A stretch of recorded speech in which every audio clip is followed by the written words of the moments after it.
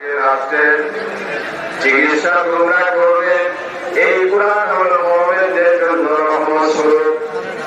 নবীজি বলেছেন, আমার উম্মতের মধ্য থেকে প্রতিদিন যারা কুরআনে কারিমের কম করে হলেও 50টি আয়াতে কারিমা তেলাওয়াত করবে, এই মানুষদের এরা কোনদিন আল্লাহ পাক তাদেরকে কোনদিন গাফিল করবেন না।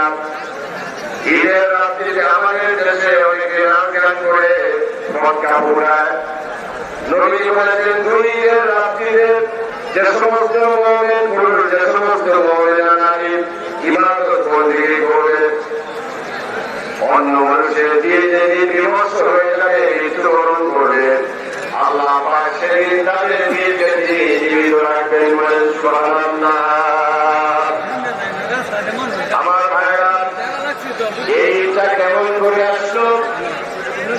নবী যখন মক্কা থেকে মদিনায় হিজরত করলেন, তখন আরবের মানুষ মদিনার মানুষকে দেখতে পেলেন তারা নওরুজ, মেহের চাঁদ নামে, বসন্ত নামে, বৈশাখী জ্বালার মতো আনন্দ ফুর্তি করে উৎসব পালন করে।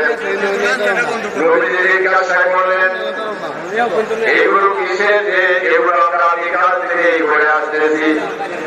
তখন এই মুসলিম উম্মার সামনে নবী ঘোষণা করলেন,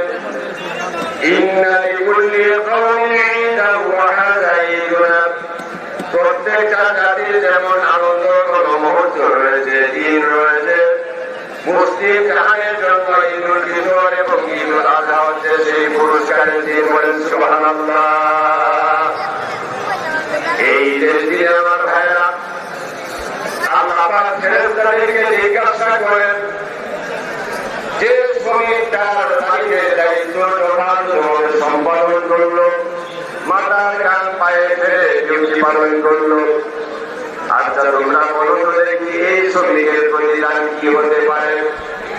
ফেরেশতারা জবাব বলেন, রাব্বুল আলামিন যে শ্রমিকটা দায়িত্ব পালন করলো, ডিউটি পালন করলো, আপনার কর্তব্য পালন করলো, হুকুম আহকাম মেনে চললো, এই শ্রমিকের পাওনা পরিশোধ করাই হচ্ছে যথাযথ।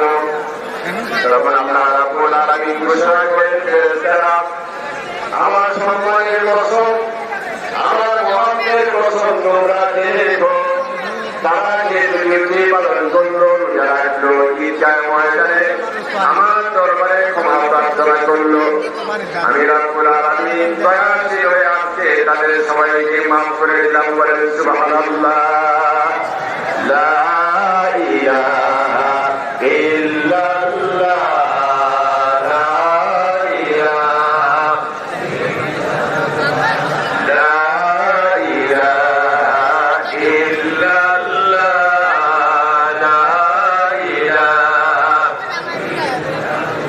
আশহাদু আন লা ইলাহা ইল্লাল্লাহ ওয়া আশহাদু আন্না মুহাম্মাদান আবদুহু ওয়া রাসূলুহু। ভাইয়া, ঈদুল ফিতরে আপনাদের কিছু করণীয় নবীজি কর্মসূচি নির্ধারণ করে দিয়েছেন। একটি করণীয় হচ্ছে ঈদের রাত্রিতে রাত্রি জাগরণ করা, আল্লাহ তাআলার বন্দেগী করা, মা বোনরা